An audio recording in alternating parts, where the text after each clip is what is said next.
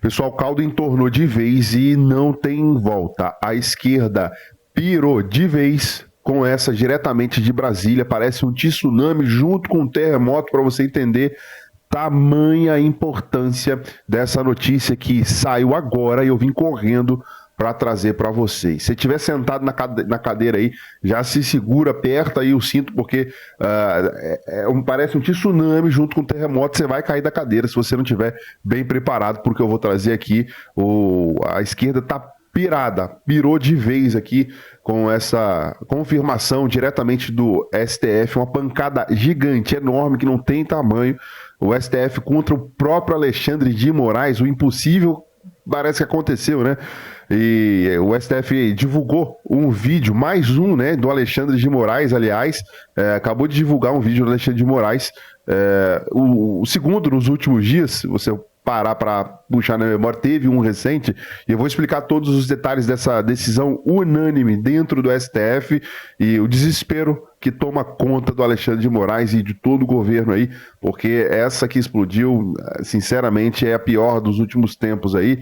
Isso tudo depois que o Eduardo Bolsonaro se encheu de coragem e detonou o ministro Alexandre de Moraes. Então, se prepara, segura bem aí na cadeira para você não perder nenhuma informação do que eu vou trazer aqui. Eu tive até dificuldade de separar as matérias aqui, de elencar elas na ordem certinha, porque é tanta pancada atrás de pancada que não é brincadeira não, viu? Então, faz o seguinte, antes da gente partir para as informações, já clica aqui embaixo no botão inscrever-se, é gratuito, você não paga nada, você não tem que fazer Pix, você não paga nada, não é do governo, é aqui, é a nossa comunidade aqui, então já se inscreva, acione o sino também, tem um sininho ali que vai aparecer, você aperta no sininho, aperta inscrever-se, aperta no sininho, para você sempre receber os vídeos das informações de tudo que está acontecendo no governo, tá? Olha só, temos aqui a seguinte situação. O Alexandre de Moraes vota para manter prisão de mulher que escreveu Perdeu o Mané no STF, tá? Isso aqui é fichinha perto do que vem, mas só para você entender, porque uma coisa vai puxando a outra dentro dessas informações para elas se encaixarem dentro do que eu vou trazer aqui para você do vídeo que foi divulgado. Débora Rodrigues foi condenada em abril a 14 anos de prisão. Defesa pede reavaliação de pena, né? O ministro Alexandre de Moraes, do Supremo Tribunal Federal, STF, votou hoje, nessa sexta-feira, para rejeitar o recurso apresentado pela defesa de Débora Rodrigues dos Santos, aquela mulher que escreveu Perdeu o Mané na estátua à Justiça, né? Em frente ao prédio da corte. Até aí tudo bem, mas olha só, em seu voto, Moraes defendeu manter a decisão do Supremo, que lá em abril condenou a Débora a 14 anos de prisão e determinou uma multa de R$ 50 mil por participação aí nos atos do dia 8 de janeiro de 2023, né? Olha só, não para por aí, tá? Não para por aí. Olha só que absurdo, olha só o que o Alexandre de Moraes escreveu, abre aspas aí, para o ministro do STF. O recorrido analisou com exatidão a integralidade da pretensão, de modo de que, no presente caso, não se contesta a existência de nenhuma dessas deficiências, não se mostrando necessário qualquer reparo, pois, diferentemente do que alega o embargante, o ofício judicante realizou-se de forma completa e satisfatória. Para você, olha só, ele seguiu aqui, ó. O julgamento que acontece no plenário virtual da corte e vai até a próxima sexta-feira, dia 13, no formato não há debate entre os ministros, eles apenas depositam o seu voto em um sistema eletrônico. Pois é. A primeira turma do STF é formada por 5 ministros. O Moraes, que é o relator, Cristiano Zanin, que é o presidente, Carmen Lúcia, Flávio Dino e Luiz Fux. A defesa de Débora solicitou a revisão da pena, alegando que a ré confessou os crimes, o que poderia, segundo o Código Penal, representar um atenuante e resultar aí na redução da pena. Os advogados afirmaram que esse aspecto não foi devidamente considerado pelo STF no momento da condenação, né? O Moraes, no entanto, refutou desculpa o termo, simplesmente cagou para os argumentos. Não está nem aí. O ministro entendeu que a corte julgou de forma adequada o processo e analisou todas as provas apresentadas. Coloca aí a sua opinião nos comentários, tá? Usa o espaço dos comentários aí, porque tem coisa que acontece lá que eles fecham os olhos, fingem que ninguém vê, né? Finge que ninguém vê. Para mim, isso é um absurdo. Olha só, Congresso exige cronograma junto com medidas de Haddad. Os deputados e ministros discutem aí a alternativa ao aumento do IOF. A reunião sobre medidas alternativas ao aumento de impostos sobre operações financeiras, o IOF, servirá para que os parlamentares exponham ao ministro da Fazenda, Fernando Haddad, a insatisfação diante do que consideram um atropelo do Executivo ao Congresso Nacional. A avaliação de líderes partidários é que cabe ao ministro apresentar um cronograma para os parlamentares, com as medidas que serão enviadas pelo próprio governo. Assim, ninguém será pego de surpresa novamente. E aí tem aqui a CNN trazendo essa situação, né? A CNN apurou que aliados do Fernando Haddad o aconselharam a evitar o envio de iniciativas que não estejam completamente combinadas com o Congresso. No caso do IOF, presta atenção nisso que eu vou falar. Esses aliados consideram o caso mais grave porque a equipe econômica não teria deixado claro aos demais integrantes do governo os impactos na medida. Vê se pode. A ministra da Secretaria de Relações Institucionais, Gleisi Hoffmann, disse recentemente em entrevista entrevista Globo, que Haddad não havia antecipado detalhes da medida e disse que seria pequena. Gleisi ainda entendeu que, como a proposta não estava aberta, e consideraria ali a Haddad sempre muito ocioso, né? Os demais ministros acataram o decreto. A reunião com os líderes está marcada para o próximo domingo, quando a Haddad teve que apresentar terá que apresentar, né, as medidas estruturantes aí. Enfim, é uma situação que às vezes não dá para acreditar. O STF tem unanimidade. Presta atenção nisso aqui que eu vou falar, porque é uma questão extremamente importante, tá? O STF tem unanimidade para manter condenação de Zambelli e plenário virtual da primeira turma julga recurso da deputada licenciada para procura pela Interpol. Vamos lá, para você entender o que está acontecendo. Por unanimidade, a primeira turma do STF, o Supremo Tribunal Federal, manteve nesta sexta-feira, hoje, dia 6, momento que eu estou gravando esse vídeo, acabou de ser confirmado no STF, manteve a condenação da deputada federal licenciada Carla Zambelli, do PL de São Paulo, a 10 anos de prisão por invadir os sistemas do Conselho Nacional de Justiça, CNJ. E aí, o relator do caso, mais uma vez, Alexandre de Moraes, votou pela manutenção da pena. O entendimento foi seguido pelos ministros Luiz Fux, Flávio Dino, Carmen Lúcia e Cristiano Zanin. O julgamento do recurso se iniciou nesta sexta-feira, às 11 horas, e vai seguir até a meia-noite. Isso porque o Alexandre de Moraes pediu ao presidente da primeira turma, Cristiano Zanin, para reduzir o tempo de análise do recurso, que foi de uma semana para um dia. E, nesse caso, eles são dispostos a trabalhar, né? De uma semana para um dia. O recurso é analisado pelo plenário virtual da Corte. Nesse formato não há debate, mais uma vez, né, entre os ministros que apenas depositam seu voto no sistema eletrônico do Supremo. Em seu voto, o Alexandre de Moraes defendeu o trânsito em julgado do processo e argumentou que os pedidos de Zambelli são meramente protelatórios. Abre aspas. Considerando o caráter manifestante protelatório do presente recurso, evidenciado pela mera repercussão de argumentos anteriores apresentados, é de rigor a certificação do trânsito em julgado. Mais uma vez, né? Ligou para nada. Zambelli foi condenada em maio pelos crimes de invasão de dispositivo informático, falsidade ideológica e inserção de dados falsos nos sistemas do CNJ. A pena inclui 10 anos de prisão, perda do mandato parlamentar e o pagamento de multa de R$ 2 milhões por danos morais e coletivos. Com o julgamento do recurso, o processo pode ser acelerado rumo ao trânsito em julgado, etapa em que se encerram aí todas as possibilidades de apelação, gente. Olha só, caso os ministros rejeitem o recurso e não vejam espaço para as novas contestações, a pena poderá ser executada imediatamente.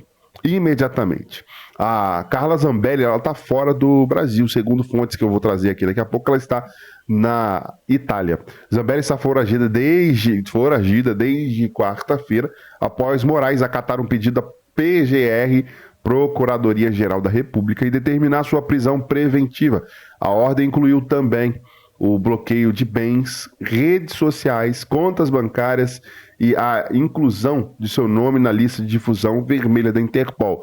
Não parou por aí, tá, gente? Não parou por aí, porque sobrou até para o filho dela, que teve contas, que teve rede social, tudo bloqueado.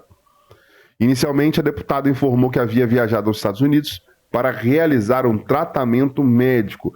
Na terça-feira, ela anunciou que iria pedir licença do mandato de deputada para residir na Europa. Já na quinta-feira, Zambelli afirmou à CNN estar na Itália, país onde possui cidadania. Ela tem dupla cidadania, né?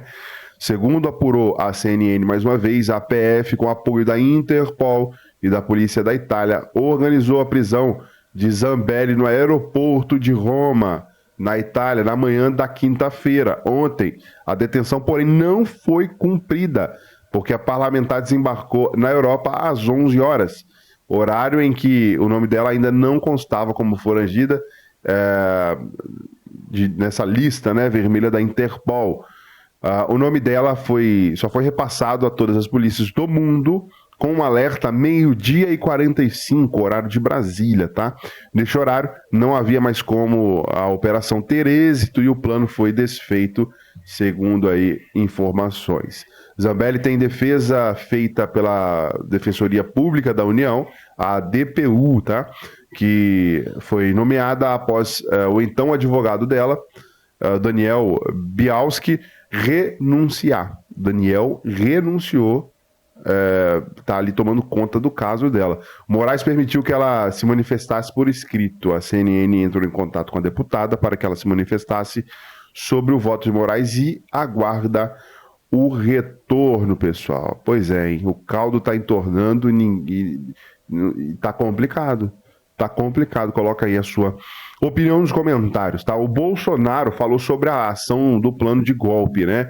Réu do STF, ex-presidente, o ex-presidente vai depor na investigação que apura uma suposta trama golpista no país após as eleições de 2022. Não vou lacrar em depoimento, disse o Bolsonaro, né? O ex-presidente Jair Bolsonaro disse nessa sexta-feira também, muita coisa acontecendo, gente, nessa sexta-feira. Ele disse que não pretende lacrar em seu depoimento no STF na semana que vem e que possui a verdade ao seu lado, né?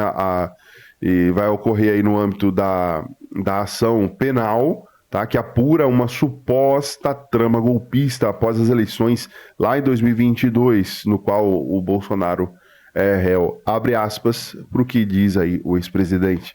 Não vou lá para lacrar, para querer crescer, para querer desafiar quem quer que seja. Estarei lá com a verdade ao nosso lado. Não fugimos de qualquer chamamento. Sabemos o que falar e temos uma coisa ao nosso lado que o outro lado não tem. Temos a verdade ao nosso lado. Ele deu um tapa de luva, né? Pegou a luva assim, toma. Bolsonaro também chamou o público para acompanhar a fase dos interrogatórios dos réus, aí chamado núcleo crucial da investigação, que começa na próxima segunda-feira, dia 9, presencialmente na sala da primeira turma do STF, com transmissão ao vivo em rede nacional pela TV Justiça, tá? O que aconteceu em 2022 com certeza será falado por mim quando ao vivo e estiver no Supremo com 5 ministros à minha frente me cobrando. Vale a pena assistir. Obrigado, meu Deus, por essa oportunidade. Conto com a audiência de vocês. Deve ser na terça-feira a minha inquisição. Bolsonaro não é bobo, né? O Bolsonaro não é bobo. Ele vai usar isso a favor dele. Vai usar isso a favor dele. Vai ter todo mundo assistindo o Bolsonaro para saber realmente o que aconteceu e de fato ele vai poder falar e contar ali o que aconteceu, né? Os depoimentos começam na segunda a partir das 14 horas pelo delator Mauro Cid, tá? Em sequência, os réus seguirão por ordem alfabética. O ex-presidente será o sexto depoente. O ministro do STF, Alexandre de Moraes, que é o relator do caso, agendou o horário para os interrogatórios também na terça-feira, durante todo o dia, na quarta, quinta pela manhã e na sexta durante todo o dia. Os réus também deverão ficar em silêncio poderão ficar em silêncio no caso a resposta de alguma pergunta possa lhe autoincriminar. O direito ao silêncio é assegurado pela Constituição Federal. A denúncia da PGR aponta que os integrantes do núcleo crucial são considerados os principais na articulação, né, do plano da tentativa aí de golpe. Eles responderam por tentativa de abolição violenta do Estado Democrático de Direito, né? Tentativa de golpe de Estado, participação de organização criminosa armada, dano qualificado e patrimônio tombado também, né? Deterioração do patrimônio tombado. A única exceção é o caso da deputada e ex-chefe da ABIN, Alexandre Ramagem. Tem aqui também, do caso do deputado, né? Que teve crimes suscitados aí pela Câmara dos Deputados. A primeira turma entendeu que deve responder por crimes apenas antes da diplomação, suspendendo por dano qualificado pela violência e grave ameaça contra o patrimônio da União. Começa na segunda-feira toda essa situação aí, né?